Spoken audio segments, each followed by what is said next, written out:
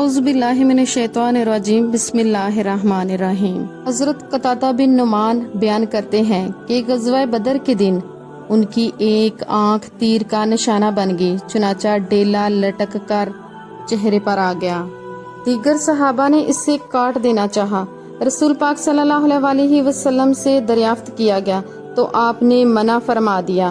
پھر آپ صلی اللہ علیہ وسلم نے دعا فرمائی اور آنکھ کو اپنے دستے مبارک سے دوبارہ اس کے مقام پر رکھ دیا تو حضرت قتادہ رضی اللہ تعالیٰ عنہ کی آنکھ اس طرح ٹھیک ہو گئی، دیکھنے والوں کو معلوم نہ ہوتا تھا کہ کون سی آنکھ زخمی تھی۔ محمد بن عمر سے روایت ہے کہ آپ نے فرمایا، حضرت قتادہ بن نعمان رضی اللہ تعالیٰ عنہ بیعت عقبہ کے وقت 70 نصار کے ہمراہ حاضر ہوئے۔ آپ صلی اللہ علیہ وسلم کے ماہر تیر انداز تھے۔ آپ بدر اور احد میں بھی حاضر ہوئے۔ آپ کی آنکھ غزوہ احد میں تیر کا نشانہ بن گئی تو آپ کے رخسار پر ڈلک آئی، لٹک آئی۔ رسول پاک صلی اللہ علیہ وسلم کی بارگاہ میں حاضر ہوئے، عرض کیا، یا رسول اللہ، میری ایک بیوی ہے جس سے میں بہت محبت کرتا ہوں، مجھے خدشہ ہے کہ اگر اس نے میری آنکھ اس حالت میں دیکھ لی تو وہ شاید اس سے بری لگے۔ تو رسول پاک صلی اللہ علیہ وسلم باہر نکلی ہوئی آنکھ کو اس کی جگہ پر اپنے دستے مبارک سے رکھ دیا تو آنکھ اپنی جگہ پر پیوست ہوگی۔ جب آپ بوڑھے ہوئے تو وہ آنکھ دونوں آنکھوں سے زیادہ قوت والی، زیادہ صحت مند اور زیادہ خوبصورت نظر آتی تھی۔ حضرت قتادہ غزوہ خندق، غزوہ احد اور دیگر تمام غزوات میں حاضر ہوئے۔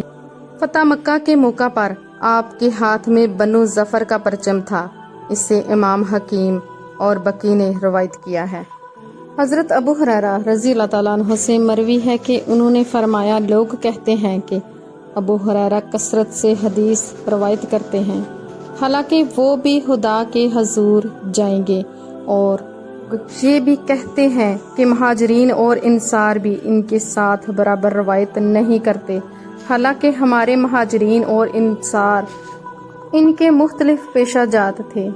مہاجرین بھائی بازار میں مشغول رہتے تھے اور انصار بھائی زراعت میں مشغول رہتے تھے، جبکہ میں مسکین آدمی تھا، پیٹ بھر جانے پر حضور پاک صلی اللہ علیہ وسلم کی خدمت میں حاضر رہتا، پس وہ غائب ہوتے تو میں حاضر رہتا اور وہ بھول جاتے تو میں یاد رکھتا۔ حضور پاک صلی اللہ علیہ وسلم نے ایک روز فرمایا، حضور پاک صلی اللہ علیہ وسلم نے فرمایا، تم میں سے جو کوئی اپنا کپڑا پھیلائے رکھے گا یہاں تک کہ میری بات مکمل ہو جائے، پھر اکٹھا کر کے اپنے سینے سے لگا لے تو وہ کبھی بات نہیں بھولے گا۔ میں نے اپنی چادر پھیلا دی اور اس کے سوا میرے پاس اور کوئی کپڑا نہ تھا، یہاں تک کہ حضور پاک صلی اللہ علیہ وسلم نے اپنا ارشاد مبارک مکمل فرمایا اور میں نے کپڑا اکٹھا کر کے سینے سے لگا لیا۔ پس قسم ہے اس ذات کی جس نے آپ صلی اللہ علیہ وسلم کو حق کے ساتھ مبعوث فرمایا،